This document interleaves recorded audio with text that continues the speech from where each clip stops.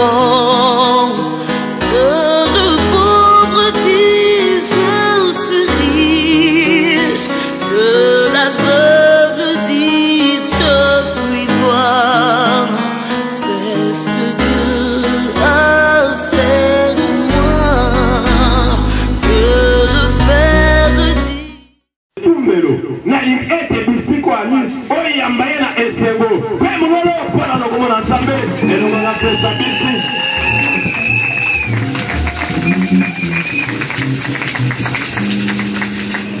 Amen.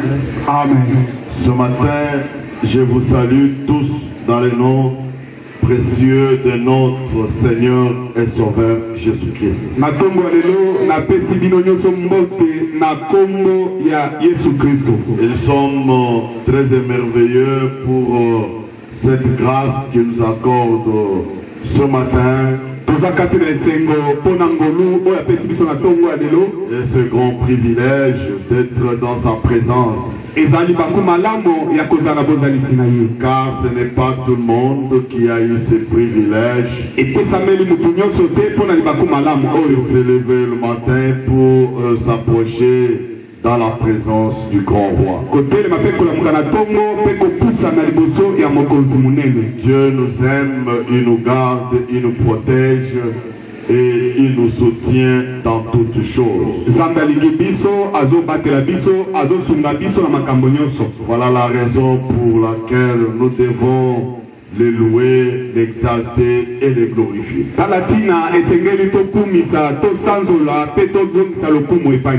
Nous avons un texte que nous allons décortiquer ce matin. Nous sommes dans le psaume chapitre 136. Psaume chapitre 136.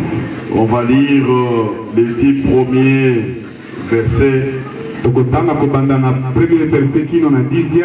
Nous allons lire. Je voudrais aujourd'hui que celui qui a le français courant, puisse nous lire. Celui qui a aussi le Louis II puisse nous lire. Louis II Psaume chapitre 136, versets 1 à 10, nous lisons au nom de Jésus. Amen. Louez l'Éternel car il est bon, car sa miséricorde dure à toujours. Louez le Dieu de Dieu, car sa miséricorde dure à toujours. Louez le Seigneur de Seigneurs, car sa miséricorde dure à toujours. C'est lui qui seul fait de grands prodiges, car sa miséricorde dure à toujours. C'est lui qui a fait le ciel avec intelligence, car sa miséricorde dure à toujours. C'est lui qui a étendu la terre sur les eaux, car sa miséricorde dure à toujours.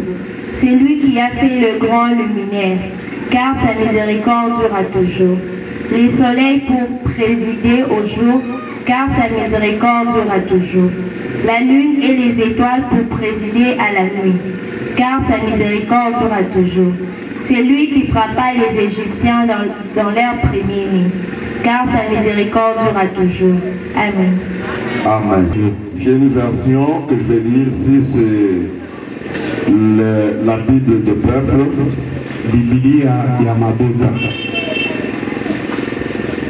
Louez l'Éternel car il est bon,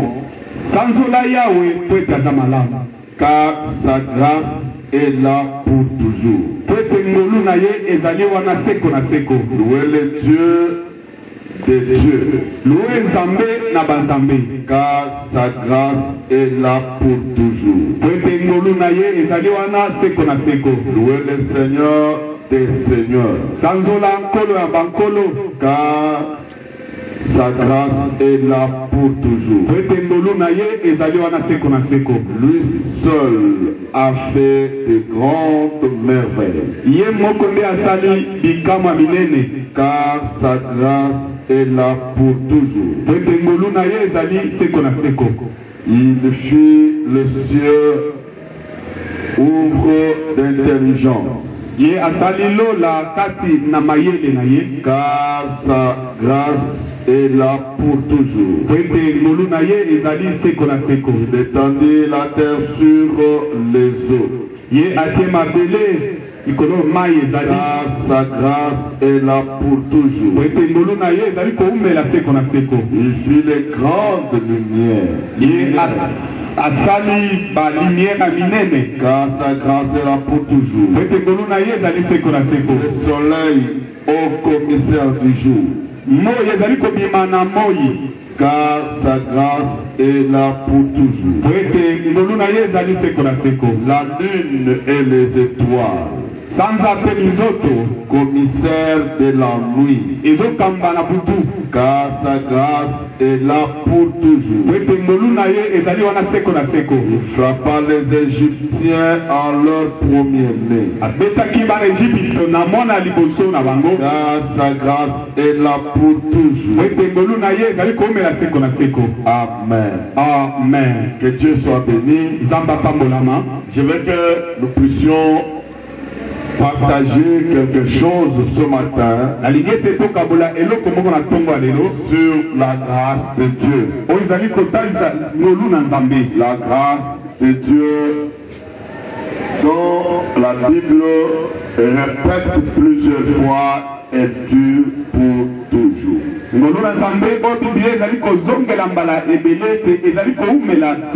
Quand nous lisons dans les Louis II,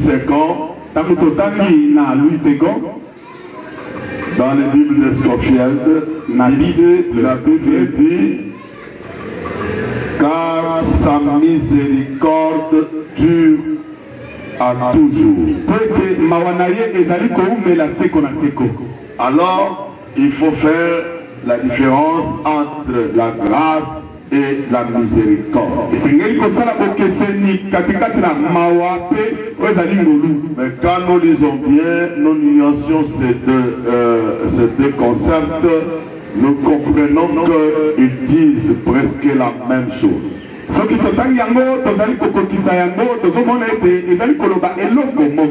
Parce que quand on parle de miséricorde, cela veut dire que c'est une grâce qui doit descendre sur l'homme, dont on l'épargne à certaines choses qui pouvaient être comme étant une punition.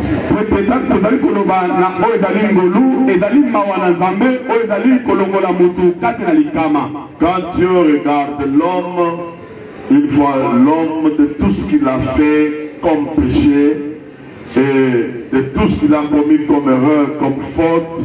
Alors Dieu pouvait faire descendre le feu, le déluge pour tuer l'homme.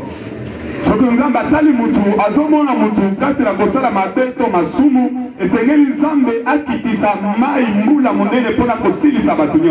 il a dû regretter d'avoir créé l'homme à cause du comportement de l'homme, sa façon d'agir. Pourquoi Christ est venu? Il a donné sa vie. Dieu a porté la chair humaine. Il s'est fait semblable aux hommes. Il est venu sur la terre pour donner sa vie pour nous. La grâce est grâce pour ceux qui acceptent cette grâce. Parce que celui qui ne l'accepte pas, il est difficile pour qu'il puisse savoir bénéficier de la grâce. La Bible dit que louer le Seigneur car il est bon. Quand on loue Dieu, quand on le glorifie, c'est parce que ce Dieu est bon.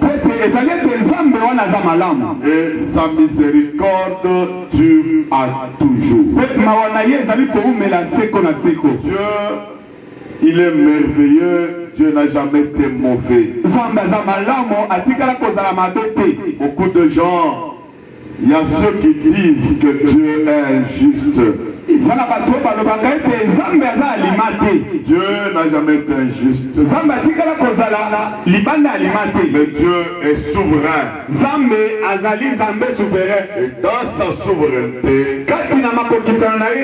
il fait des choses qui dépassent l'intelligence des hommes. Il agit de plus que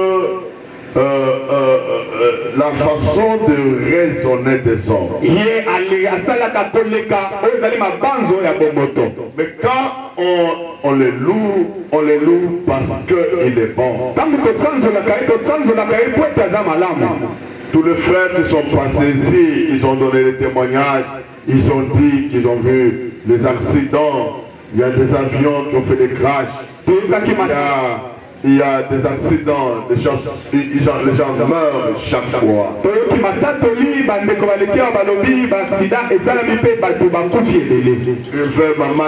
On a vu les gens en train de pleurer. Mais vous savez pourquoi nous avons le souffle de vie? Ce souffle de vie que nous avons vient de Dieu. Et encore une mission qu'il nous attribue. Ce n'est pas un hasard que nous sommes sur la terre et que Dieu retient encore le souffle de vie en nous. Il retient le souffle de vie en nous parce qu'il veut que nous puissions le servir. J'ai toujours dit à l'église que ce n'est pas gratuitement que Dieu donne le souffle de vie. Dieu a toujours un intérêt qu'il cherche à nous par rapport à ce que nous sommes et à ce que nous faisons. Dieu est bon et sa bonté durera toujours. Et sa grâce est là pour toujours. Bien-aimés frères et sœurs, le souffle que nous avons reçu de Dieu, c'est pour que nous puissions le mettre à son service. Que nous puissions travailler pour lui. Celui qui ne travaille pas pour Dieu,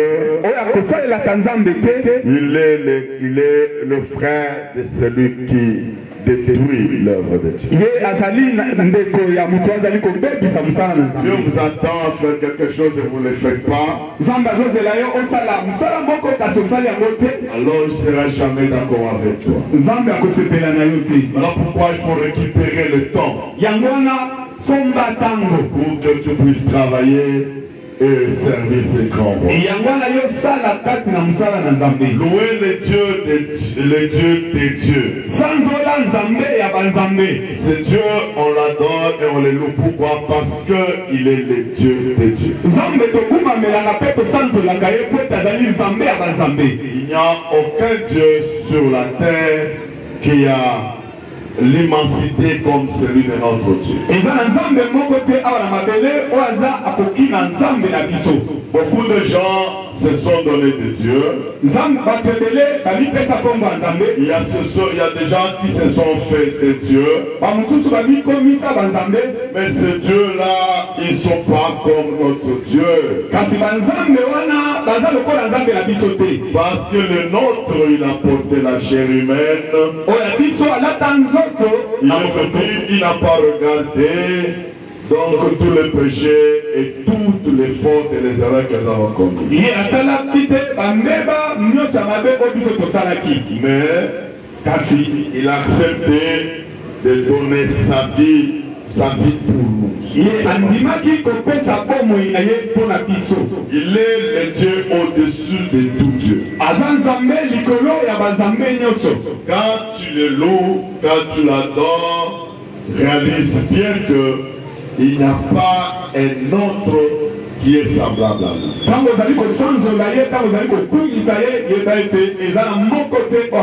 Il n'y a pas un autre Dieu comparable à lui. Parce que lui reste Dieu d'éternité en éternité. Qui a dit Amen. Amen. Nous sommes des dieux et des petits dieux sur la terre. Mais l'Éternel, il est le Dieu qui est au-dessus de tous les dieux.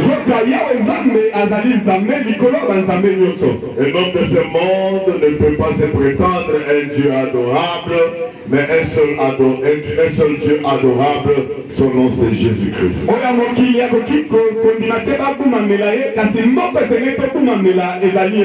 Voilà pourquoi nous devons le louer.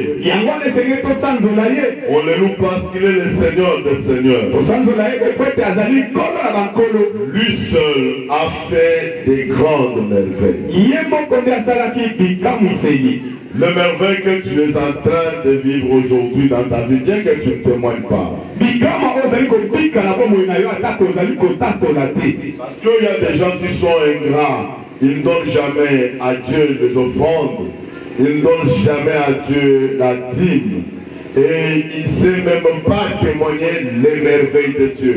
Donc il est ingrat à tel point qu'il ne reconnaît même pas ce que Dieu fait.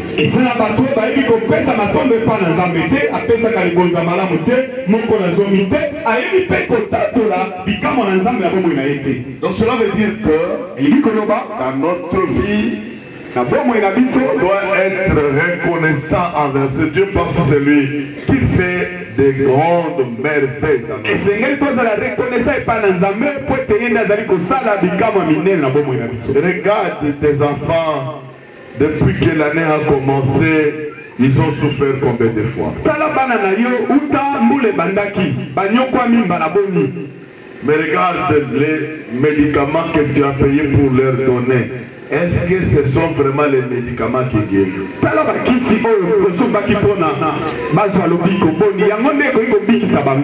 Mais tes enfants, ils ne sont pas morts. Tes enfants sont vivants. Dieu les a gardés. Qui a fait ces choses? Est-ce que c'est par tes propres moyens? Combien de jours tu as fait sans manger? Combien de jours tu as fait sans avoir l'argent? Mais tu n'as pas l'argent. Tu n'as rien. Mais Dieu, il t'a donné le souffle de vie et il a fait des merveilles dans ta vie. Qui a dit Amen. Amen. Et s'il y a quelqu'un qui m'entend qui peut dire Amen à haute voix? Amen. Et s'il y a quelqu'un qui peut dire Amen à haute voix? Amen. Laissez-moi te dire mon frère que nous devons reconnaître Dieu. Et nous devons reconnaître la grâce de Dieu. Qui a compris? Amen. Dieu fait des grandes merveilles dans notre vie. Dieu, il est le Dieu qui nous assiste et qui nous fait du bien.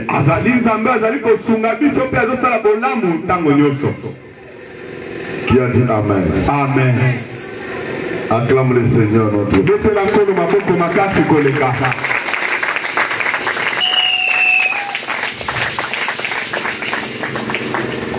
Alors,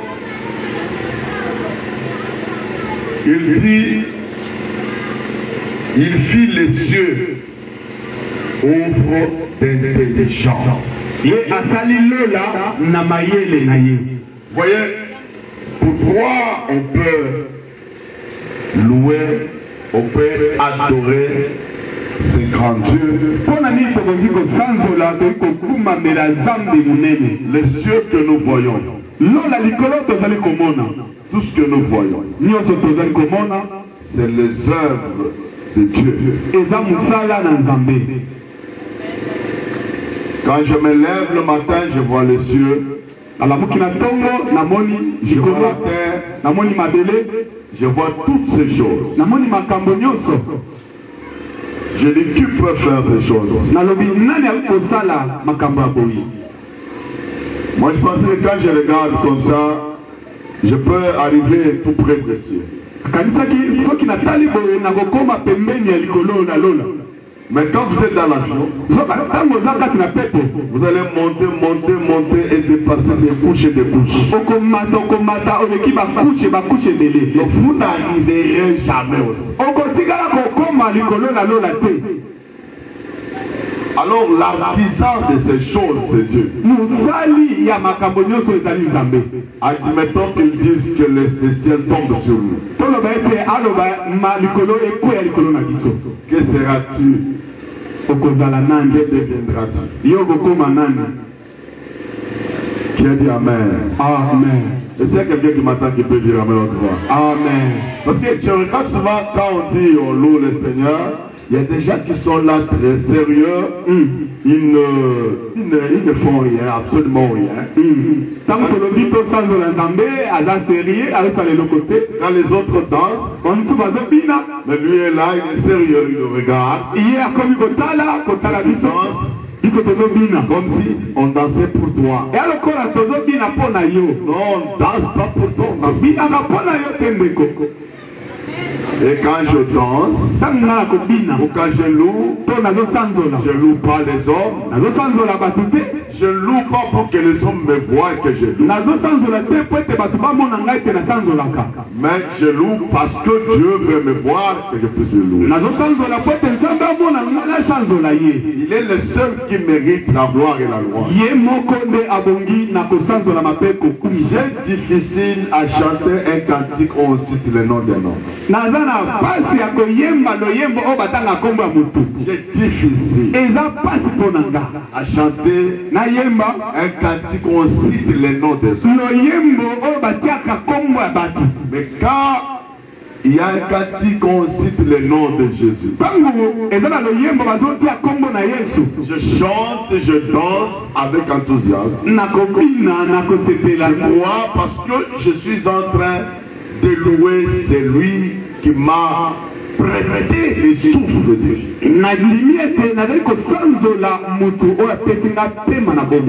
L'homme doit être reconnaissant envers Dieu. Écoute frère, tout ce que nous pouvons donner à Dieu ne nous appartient pas, mais cela appartient à Dieu.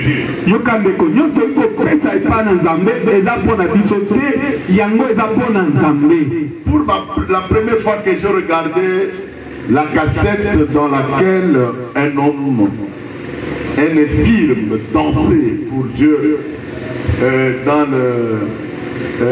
dans l'album là Unibebe.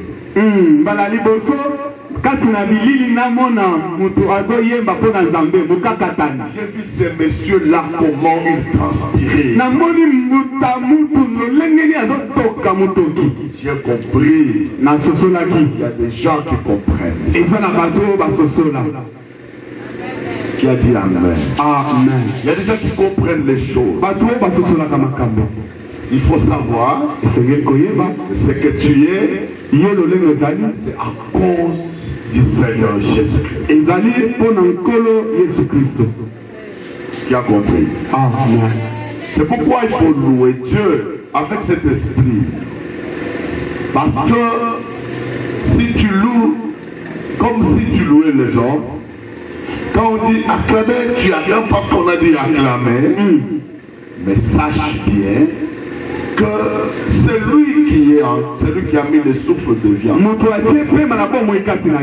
s'il dit qu'il le récupère, peut le récupérer sans que tu puisses le contester. La Bible dit en psaume, celui qui n'adore pas Dieu, il est en mesure de conserver le souffle de vie. Et il ne peut pas adorer. Mais celui qui sait que j'ai le souffle de vie à cause de ce Dieu, je dois le louer. Est-ce qu'il y a quelqu'un qui m'entend? Amen. Pendant la louange, Katina Kosanzola, il y a les merveilles que Dieu fait. Et ça dit comme je me rappelle un jour, nous avons ressuscité un mort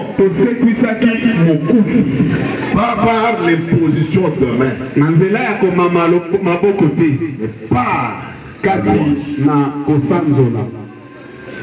On chantait, on frappait les mains. Ce n'était pas avec les instruments.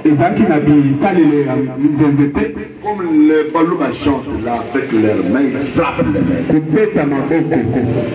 Nous avons chanté sérieusement. C'est un mouvement. Quand on a chanté, après avoir chanté, le mort est ressuscité. Il a dit Amen. Amen. Et s'il y a quelqu'un qui m'attend, Amen. par la louange, il y a des liens qui peuvent se couper. Par la louange, Dieu peut opérer des miracles. Par la louange, Dieu peut se glorifier en tant que Dieu.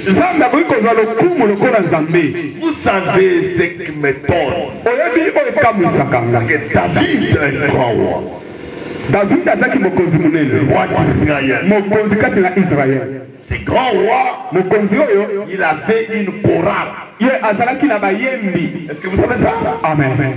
David avait une chorale. David azalaki na chorale ya bayembi. Une chorale qui avait beaucoup de gens. Bayembi bazalaki ebele. Je crois plus de 500. Koleka 500. Et la Bible dit, Bible elobi chaque choriste moyembi moko na moko un instrument. azalaki na nzenze na ye esalelo. Compte plus de 500. Tala koleka 500. Chacun a un instrument Moko na moko na bango azalaki na esalelo. pour louer Dieu. Mpona kosanzola Nzambe. Et David, quand il chantait, il chante. Dawidi ntango ayembi. Il pouvait danser, il sautait. Soki kobina kosote À tel point que sa robe montait. kino nzambala na ye matiko Parce qu'il reconnaissait ete ye ayebaki ce que je suis. oyo nga nazali Ce n'est pas moi, ezali ngai te mais c'est l'Éternel. ezali yawe Nzambe. Je reconnaissais que Ayebaki si ete je renversais Goliath, soki nakweisaki Goliath ce n'est pas moi David, ngai te Dawidi mais c'est l'Éternel. ezali yawe Nzambe. Parce que David en soi, Dawidi kati na ye il ne représentait rien. azali kotalisa eloko te Il n'avait pas la corpulence azalaki na nzoto monene te de Goliath. liboso ya Goliath Il n'avait pas des expériences de guerre. ayebaki mosala bitumba malamu te. Mais David, Dawidi il a fait une spécialité. ye azalaki na boyebe C'était de louer l'Éternel. ezalaki ya kosanzola Nzambe. Louer Dieu kosanzola Nzambe quand tu es encore vivant. ntango yo oza na bomoi. Louer l'Éternel sanzola Yawe quand tu respires encore. ntango oza na pema na Celui bomoi. qui respire, oyo oza na pema na bomoi. qui a le souffle de oyo vie, oza na pema na il bomoi. doit louer Dieu. esengeli asanzola Nzambe. Il doit le glorifier. esengeli akumisa ye Et surtout qu'à la fin de l'année, mingi koleka na suka mbula que nous sommes là, ndenge tozali frère, ndeko apprends à louer l'Éternel. yekola kosanzola Nzambe. Il n'y a rien que tu peux donner à Dieu. eloko moko te kopesa na Il Nzambe. n'y a rien que tu peux donner à Dieu. eloko moko te kopesa na Tu Nzambe. peux flatter Dieu. nani akoflate Il Nzambe? savait que la louange et l'adoration. nani akoflate Nzambe soki te kasi na kogumamela mpe kosanzola. Rendez l'action de grâce à Dieu. action de grâce epa na Nzambe. Glorifiez le Seigneur kumisa nkolo à partir de la louange na nzela ya et de masanzoli l'adoration. mpe kogumamela. Voir que beaucoup de choses vont être réglées dans votre vie. mpe okomona te makambo ebele ekozonga alima na bomoi na yo. Quand tu as les soucis ntango oza na pasi ya motema de quelque chose, ya eloko moko parce que tu manques, mpe tozangi yango ne restez pas avec ces soucis-là. koumela te na kokanisa. Commence à louer banda Dieu. kosanzola Nzambe. Quand tu loueras Dieu, ntango kosanzola Nzambe le souci va partir. susi La ekolongwa consolation va venir. kobondisama ekoya kati na yo. Il y a quelqu'un qui m'attend qui peut moto dire. moko asosoli Je suis entré dans une maison sur l'avenue Gabelo ici. nakotaki na ndako moko awa na La première maison que j'ai louée à Kinshasa. ndako ya liboso oyo Quand j'ai payé, j'ai donné la garantie. apesaki garanti Ma femme allait pour nettoyer la maison. mwasi akeli mpona kosukola ndako On lui a dit, bayebisi ye La maison là, les gens n'y entrent pas. Dans cette parcelle là, le papa là, c'est un grand sorcier. À tel point que même à la commune, on a dit aux commissionnaires de ne plus chercher les gens pour faire attention. Mon épouse a eu un peu peur, elle vient me dire. Je lui ai dit, madame, il ne faut pas avoir peur de la sorcellerie. Nous allons entrer dans cette maison. Nous n'avons pas de choix. Nous sommes allés entrer dans la maison. Je ne suis pas seul avec ma soeur. Quand c'est ma femme qui peut témoigner, il y a maman Mado aussi. Elle peut témoigner, c'était maman voisine. J'ai dit amen. C'est là. Elle était notre voisine à cette période. Amen. Nous entrons dans la maison là. J'ai fait la prière comme une prière ordinaire. Le premier jour, on s'est endormi. Le deuxième jour, on s'est endormi. Le troisième jour, je commence à chanter. Justement, commencé à chanter. Je n'ai pas prié. Je me suis chanté à partir de 20h. J'ai chanté de 20h à 4h du matin. J'ai chanté de 20h à 4h du matin. Seulement quand le chant que j'ai fait, j'ai chanté dans ma chambre.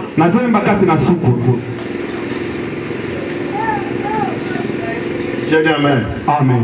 Le matin, à 5h du matin, le bailleur vient. Il me dit, tu dois libérer ma maison, monsieur.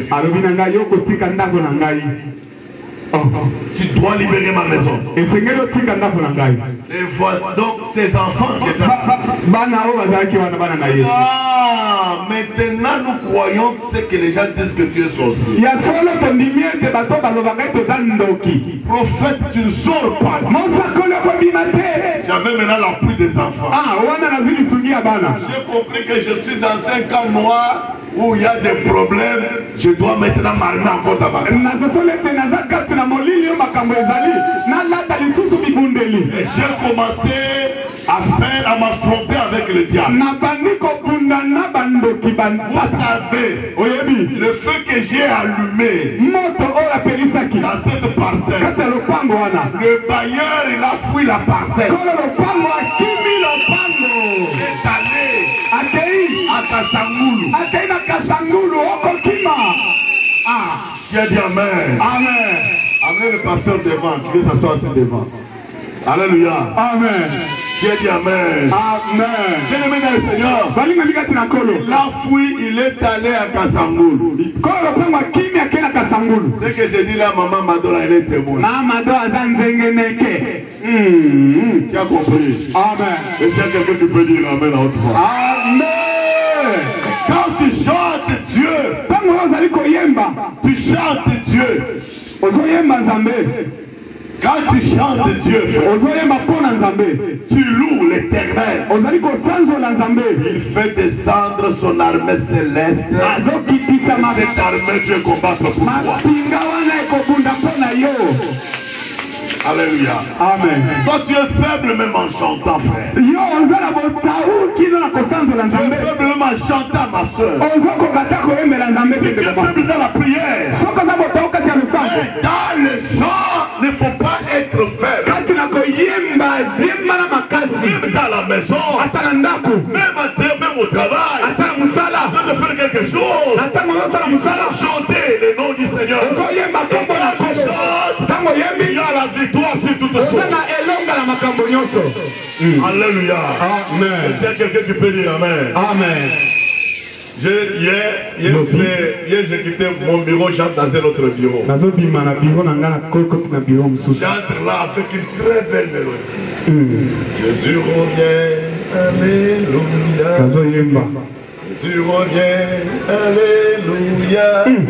Tout le monde qui me voit me regarde. Les gens me regardent. Il parlait, ils étaient tous calmes. Je chante. L'interview, je l'ai dit que Dieu vous bénisse. Je sors le bureau, je rentre dans mon bureau. Amen. J'ai transmis le message. Écoute, frère. Il faut aimer à chanter. Il faut aimer à louer. L'éternel, quand tu loues Dieu, la grâce demeure à toujours. Toujours. Il est le Dieu qui sait que cette personne m'a reconnu. Apprenez à louer Dieu, frère. Apprenez à louer Dieu, ma soeur. Danse comme David a dansé. Quand il a dansé, même sa robe est montée. Il n'a pas pu contrôler sa robe. Toi, quel roi. C'est comme ça. Le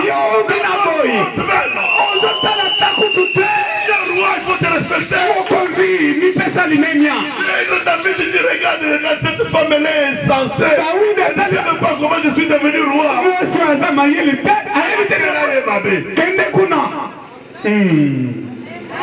Est-ce qu'il y a quelqu'un qui m'entend? Amen. Celui qui t'empêche à louer, qui t'empêche à adorer, voilà quel est mon babé. Parce que mon bonheur est dans cela. Je suis dans la joie. Quand je danse, quand je loue, la copine de Soussou. Si ce n'est que dans la maison de Dieu et dans la présence de Dieu. Alléluia. Amen. Je dis au Seigneur, vous savez, si aujourd'hui un ministre du gouvernement peut danser pour Dieu, même un général, j'avais vu un général en Bougiman, un général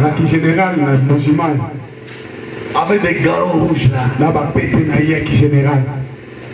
en train de danser pour les autres. Général, gloire au Seigneur. Parce qu'il y a des gens qui comprennent que si j'ai des galons là, ce n'est pas à cause de moi-même, mais c'est à cause de Dieu. C'est à cause de Dieu. Je dois le louer, je dois l'adorer, et je dois le glorifier.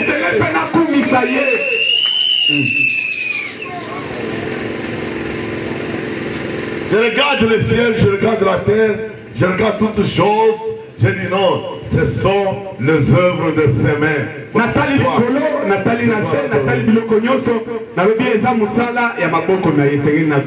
Les Égyptiens qui suivaient les Israélites, ils étaient engloutis dans l'eau. Pourquoi? Je dois louer l'Éternel. Pourquoi je dois le glorifier? Parce que mes ennemis sont devenus des marche-pieds. Si moi je peux écraser mes ennemis, ce n'est pas à cause de ma force. Ce n'est pas parce que je suis sage. C'est à cause de sa grâce. Il dira toujours. Je grâce mes ennemis. Sache bien que nous sommes au temps. Il faut louer l'Éternel. Il faut le glorifier. J'aime bien quand on chante. On loue Dieu. Et la gloire de Dieu. J'ai dit Amen. Amen. C'est même pour qu'un prophète prophétise. Il faut qu'il y ait la bonne mélodie. Là, Dieu est flatté de ça. Il commence à parler. Il commence à faire les choses. Il commence à opérer les miracles. Pendant la loi, pendant l'adoration. J'ai toujours dit que c'est lui qui adore Dieu. Flatte Dieu. Avec que Dieu descende et agisse. Qui a compris? Et c'est quelqu'un qui peut dire Amen. Amen. Les grands hommes que vous voyez, que Dieu a utilisés, ce sont des gens qui ont appris à louer Dieu.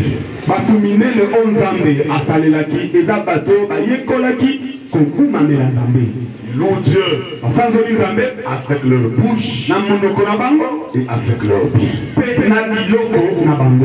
Je vous ai dit autrefois que celui qui travaille, qui donne à Dieu, Dieu va le laisser tranquille. Mais ses ennemis ne seront plus tranquilles. Dieu va les tourmenter. Car on loue Dieu. On loue pas Dieu seulement avec la bouche, mais on loue Dieu aussi avec le matériel. Alléluia. Amen. Amen. Amen. Alléluia. Amen. C'est juste la reconnaissance. Je reconnais ce Dieu. Et je reconnais ce qu'il a fait. Parce que je reconnais ce qu'il a fait. Je dois apprendre à le louer par la bouche et à le louer avec les mains. Tu as dit Amen. Amen. Celui qui n'adore pas ce frère, lorsque tu te dépenses pour Dieu, tu te livres à Dieu. Le problème c'est que quand tu viens encore à l'église, tu viens encore beaucoup plus avec l'intelligence humaine. L'intelligence humaine. Quand tu veux danser là, les gens vont regarder. Quand on demande de l'argent là, tu as même honte de venir donner.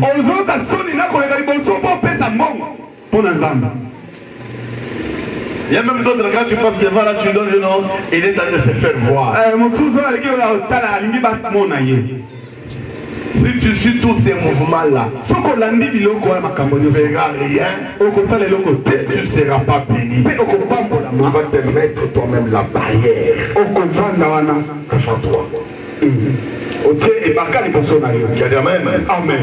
Mais toi, lève-toi, chante, éternel. Regarde pas celui à côté de toi. Tolala qui peut être mon côté. Donc il y a un problème. Atabola ni na meto moyo na masinayo.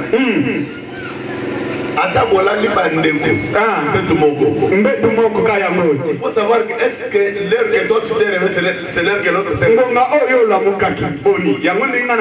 C'est ça la différence. Il est toujours entre nous les hommes. Nous sommes là au lit avec ma femme. Elle peut-être qu'il se réveille avant moi. L'autre qui se réveille avant. C'est comme ça qu'elle peut aussi aller du pour devant.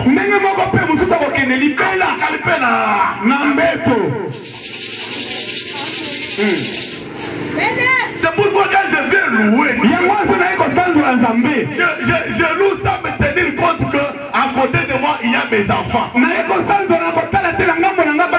moi il y a ma belle-mère. Moi quand je danse, je ne regarde ni ma femme, ni mes enfants, ni ma belle-mère, ni qui que ce soit. Mais je reconnais celui qui m'a donné le souffle de vie et celui qui m'a gardé. Il s'appelle Jésus de Nazareth. Celui qui me considère.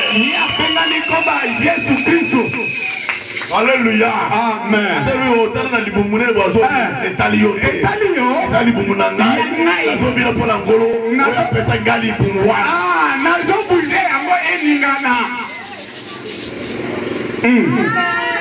Est-ce qu'il y a quelqu'un qui a compris? Amen. Est-ce qu'il y a quelqu'un qui a compris? Amen. J'ai vu ma grande soeur en train de poter ici. J'ai senti ma grande soeur vraiment. Grande soeur, oui, na pas de quoi. Ah Seigneur. Colo. Je peux faire ici. Asalamini. On va demander à votre sauter là, dis non. Moi, je sais sauter. Non, mais quand on va sauter, et là, c'est ça ma péta. Est-ce qu'il y a quelqu'un qui peut dire amen? Amen. Est-ce qu'il y a quelqu'un qui peut dire amen? Amen. On a frère ici, il va faire ce test. Amen. Il a tout. Donc, je suis là, ça vient de membre à. Donc, elle a testé. Donc, on dit qu'il y a un délai. Amen, amen. Amen. Alléluia. Amen. Ne soyez pas complexés quand tu danses pour Dieu. Comme moi, mon quête, faut qu'on zombie Ne soyez pas complexés quand tu loues Dieu. Comme moi, mon quête, faut qu'on zombie sur la zambé. On m'a dit de te parler le dernier dimanche. La dernier dimanche de l'année. Je te donne un message fort. Un message de la bénédiction et de la délivrance. C'est louer l'Éternel. Apprenez à louer Dieu. Apprenez à glorifier le nom du Seigneur. Quand tu le loues, tu verras sa gloire de sang dans ta vie. Que la bénédiction resplendira sur toi. Dieu, il aime les gens qui le louent, les gens qui l'adorent. Il est bon de louer Dieu. Alléluia. Il est bon de louer Dieu. Alléluia. Il est bon de louer Dieu. Alléluia. Louons-le. Louons-le. Il est bon de louer Dieu. Alléluia. Il est bon de louer Dieu. Alléluia. Il est bon de louer Dieu. Alléluia. Louons-le. Alléluia. Louons-le. Alléluia. Tu peux nous lire Psaume chapitre 100. Tangela biso Psaume chapitre 100. On va terminer par là. Voilà te bosuki 100.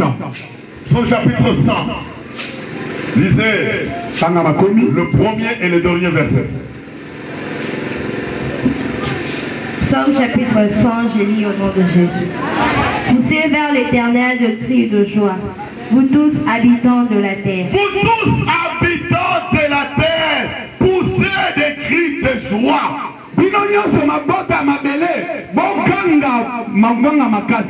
Continue. Chapitre 5.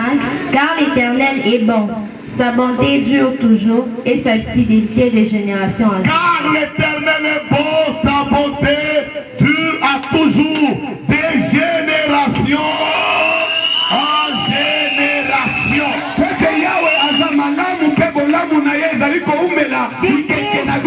Habitants de la terre, louez l'Éternel. Les habitants de la terre, est-ce que toi tu es extraterrestre? Et toi tu ne vis pas sur la terre? Parce que tu vis sur la terre, il faut louer Dieu. Il faut louer Dieu. Louons Dieu. Il est le roi, les seigneurs de Seigneur, ton nom c'est Jésus, Jésus, Jésus, Jésus. Oh, il est le roi, il est le roi, il est le roi, les rois, le Seigneur de Seigneur. Ton nom c'est Jésus, Jésus, Jésus, Jésus. Oh, il est le roi, il est le roi, il est le roi, des rois, le Seigneur de Seigneur. Jésus, Jésus, Jésus, Jésus, Jésus, Jésus. Il est le roi. Il est le roi des rois. Le Seigneur des seigneurs. Le médecin des médecins. L'infirmier des infirmiers. Celui qui opère sa cicatrice. Celui qui tire de la poussière. Pour faire la chose avec les grands. Celui qui donne de la valeur. Celui qui apporte de la valeur. Il donne le mariage. Celui qui apporte de mariage. Il ressuscite les morts. Il considère. C'est pas considéré. Il s'appelle Jésus de Nazareth. Pourquoi il mérite la gloire? Il mérite la gloire. Il prend les pauvres. Il les enrichit. Il les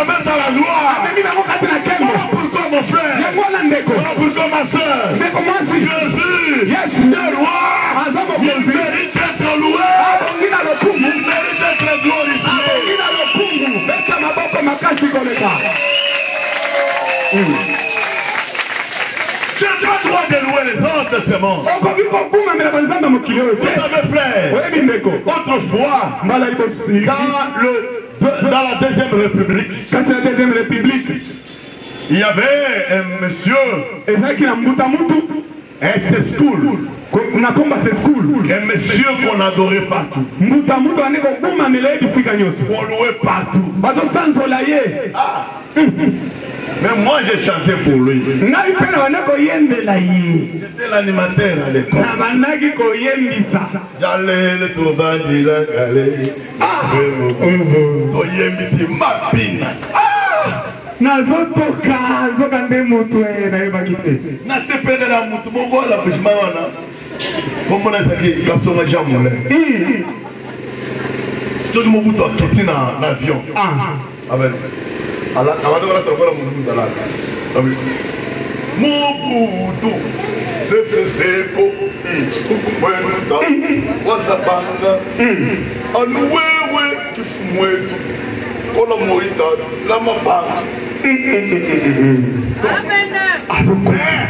vous savez, il finit à chanter.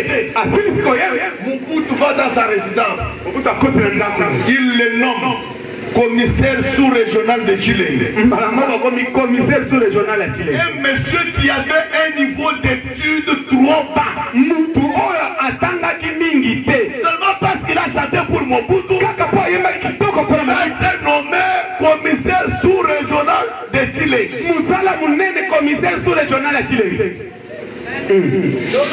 Mais quand je loue Dieu, qu'est-ce qu'il peut faire pour moi? Pour les hommes. Les hommes peuvent élever les autres. Chanter pour eux. Je sais que mon Dieu, quand je le loue,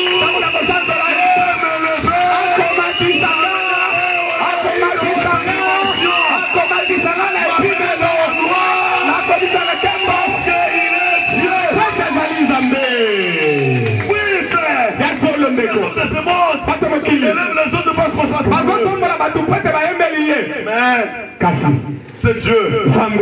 Quand tu le loues, il peut t'amener dans la joie. Les chants ne pas cesser.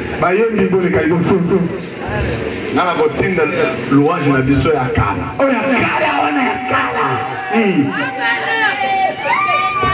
Je veux que tu chantes.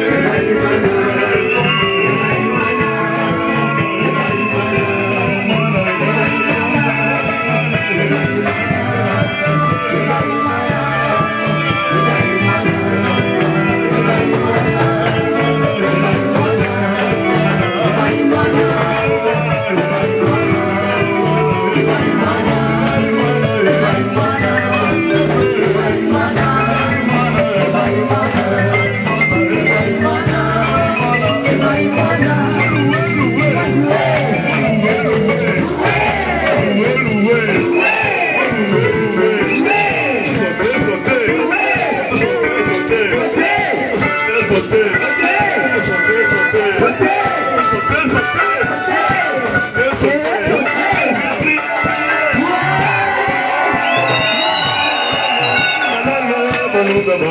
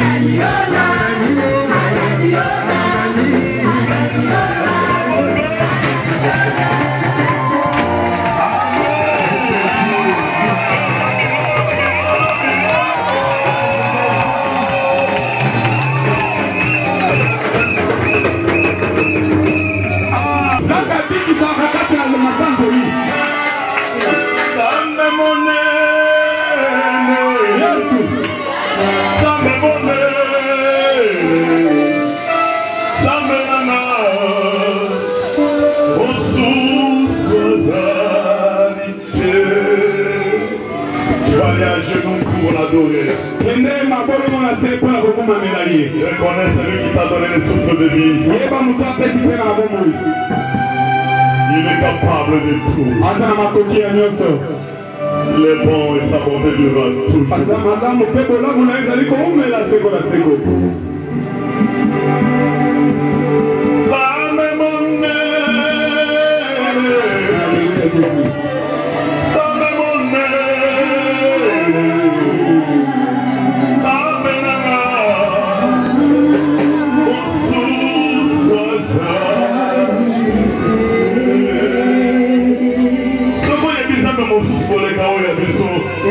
Ne l'adore pas.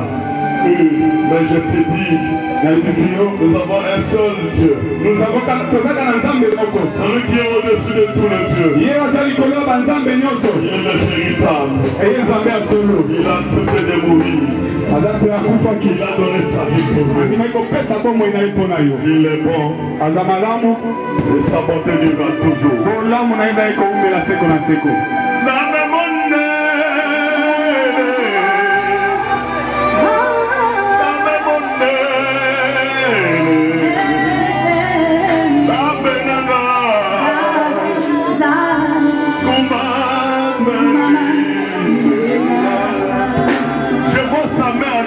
Touché. Sa puissance en train de se verser. L'onction en train de s'écouler. La vie de quelqu'un ce matin. Il est bon.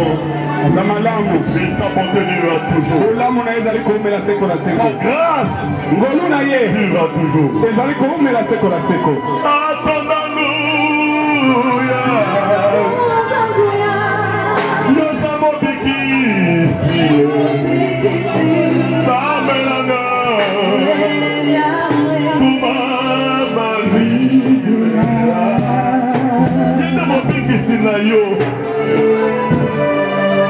Celui qui essuie les larmes de ceux qui pleurent. La joie à ceux qui ont la tristesse. Il appuie ceux-là qui sont abandonnés. Alléluia. Il est le père des orphelins. Il soutient le père. C'est comme de Galilée. Jésus de Nazareth. Alléluia.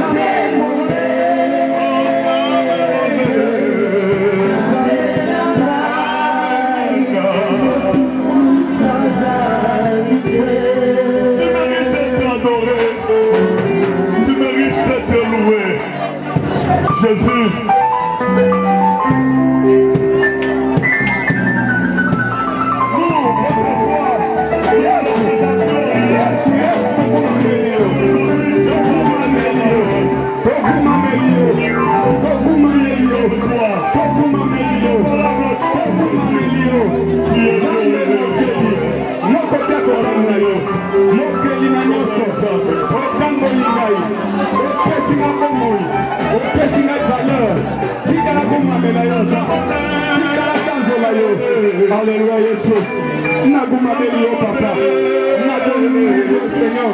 Oh, ensemble. Mama na yo. Oleki. Anzamba bokini.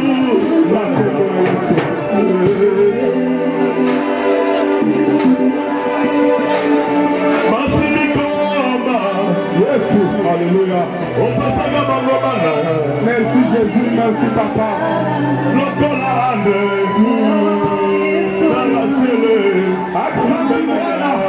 Oh Baba, tunakuabudu, usifiwe, tukumameli encore. Alléluia.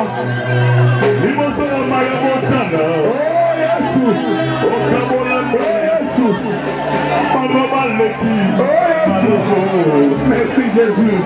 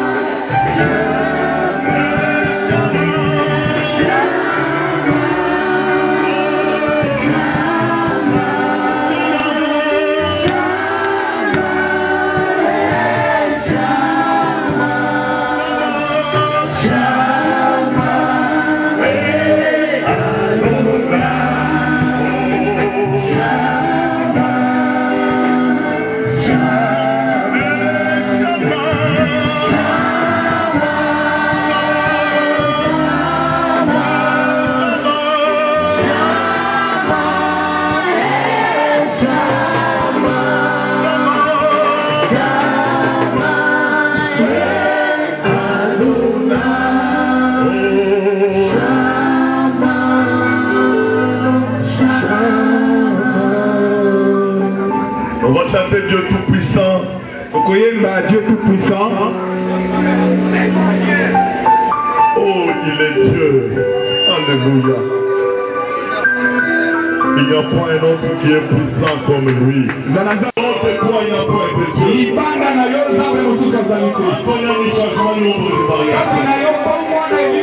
Le seul Dieu qui bénit. Le seul Dieu qui protège. C'est lui qui guérit sa médicament. C'est lui qui a l'échographie véritable. Amen. Je connais, Ayebi, que c'est toi qui rends des hommes faibles et des forts. Quand tu prends les pauvres, tu le rends riche. Les infirmes lui deviennent normal.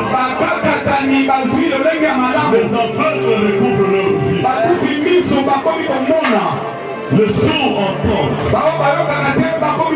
Les mieux parlent. Je te reconnais comme le Dieu qui débouche la naissance.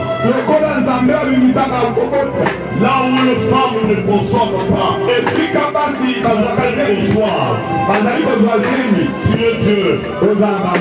Tu as fait des locataires, des bailleurs. Ils sont devenus des propriétaires. Seigneur, merci. Le son qui était en bas nous a amené en haut. Ce matin, je crois au miséricorde et à la bonté. Par la bénédiction.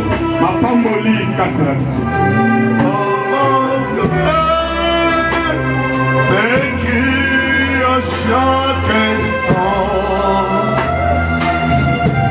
que tu